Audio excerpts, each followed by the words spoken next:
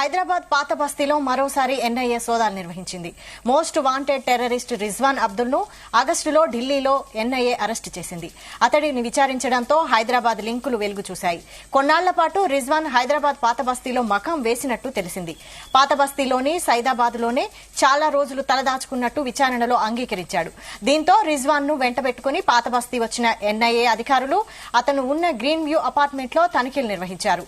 ISIS తో రిజ్వాన్ అబ్దుల్ కు సంబంధం ఉన్నట్లు దర్యాప్తు సంస్థలు గుర్తించాయి. ఐసిస్ పూణే మాడ్యూల్లో భాగంగా రిజ్వాన్ అబ్దుల్ పనిచేస్తున్నట్లు గుర్తించి ఢిల్లీలో అతడిని ఎన్ఐఏ అరెస్టు చేసింది.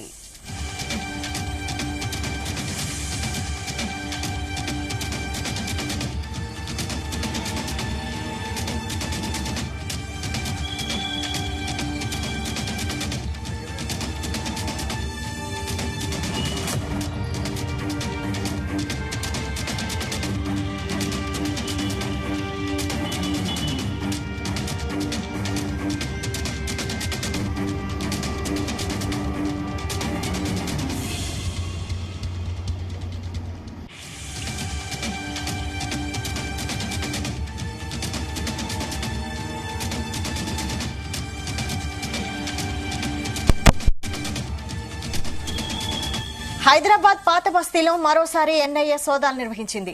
Most wanted terrorist Rizwan Abdul ను ఆగస్టులో ఢిల్లీలో ఎన్ఐఏ అరెస్టు చేసింది. అతడిని విచారించడంతో హైదరాబాద్ లింకులు వెలుగు చూశాయి. కొన్నాళ్ల పాటు రిజ్వాన్ హైదరాబాద్ పాత బస్తీలో మకాం వేసినట్టు తెలిసింది.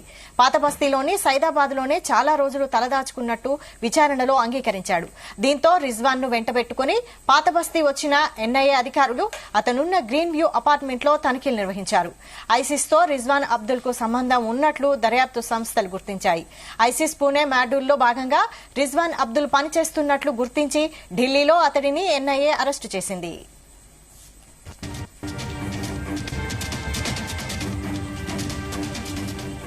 ఇదే అంశంపై మరిన్ని updates crime bureau chief Raviteja అందిస్తారు. రవితేజ, గత నెల ఆగస్టులో రిజ్వాన్ అనే వ్యక్తిని నేషనల్ ఇన్వెస్టిగేషన్ ఏజెన్సీ అధికారులు ఢిల్లీలో రెడ్ హ్యాండెడ్ గా అతన్ని అదుపులోకి తీసుకొని అతను ఎన్ఐఏ కార్యాలయానికి తరలించడం జరిగింది. అప్పుడు అతను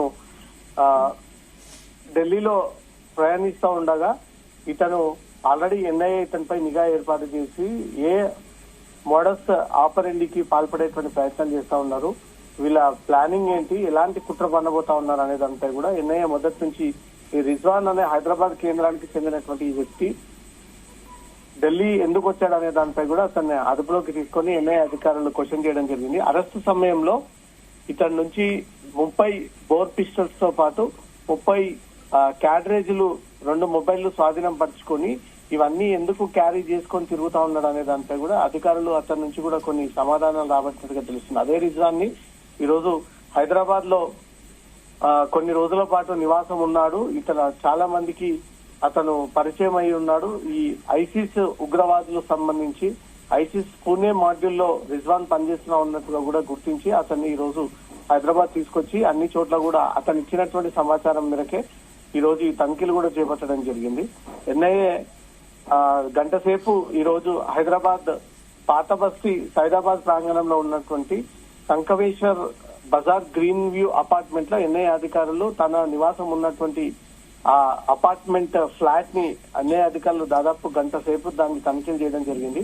ఈ రిజ్వాన్ అనే వ్యక్తి ఆగస్టులో ఉగ్రవాద కార్యకలాపాలకు పాల్పడతా ఉన్నాడు అన్నట్టుగా కూడా అతను ఢిల్లీ వచ్చినటువంటి వెంటనే అతన్ని అరెస్ట్ చేసి అతను మోస్ట్ వాంటెడ్ ఉగ్రవాది కిందికి గతంలోనే ఎన్ఐఏ ఒక ప్రకటన కూడా గుర్తించడం జరిగింది. రిజ్వాన్ అబ్దుల్ ఐసిస్ తరఫున పూణే నుంచి కార్యకలాపాలు నిర్వహిస్తా ఉన్నాడు అన్నట్టుగా కూడా ఎన్ఐఏ గుర్తును ఢిల్లీలో గంగాబక్ష మార్గ్ వద్ద అదుపులోకి తీసుకొని అరెస్టు సమయంలో అతని నుంచి 30 బోర్ పిస్టల్స్ 3 క్యాడరేడ్లు 2 మొబైల్ ఫోన్స్ స్వాధీనపరుచుకొని రిజ్వాన్ పై ఢిల్లీలోని స్పెషల్ సెల్ పోలీస్ స్టేషన్ లో కేసు నమోదు చేసుకొని ఇప్పటికే అతని పైన 3 లక్షల రివార్డు కలిగి ఉంది. మోస్ట్ వాంటెడ్ గా ఉన్నటువంటి రిజ్వాన్ అనేక సార్లు పోలీసుల నుంచి తప్పించుకొని తలదాచుకొని అనేక అవతారాలు ఎత్తుతూ సరైనటువంటి ఆనవాళ్లు దొరకకుండా తను జాగ్రత్తలు తీసుకుంటా ఉన్నాడు. ఢిల్లీలో అతన్ని అరెస్ట్ చేసినటువంటి అనంతరం ఎన్ఐఏ విచారణ చేపట్టి రిజ్వాన్ ఇచ్చినటువంటి సమాచారం ఆధారంగా ఈ రోజు హైదరాబాద్ చేరుకున్నటువంటి పోలీసులు సంకమేశ్వర్ గ్రీన్ వ్యూ అపార్ట్మెంట్ లో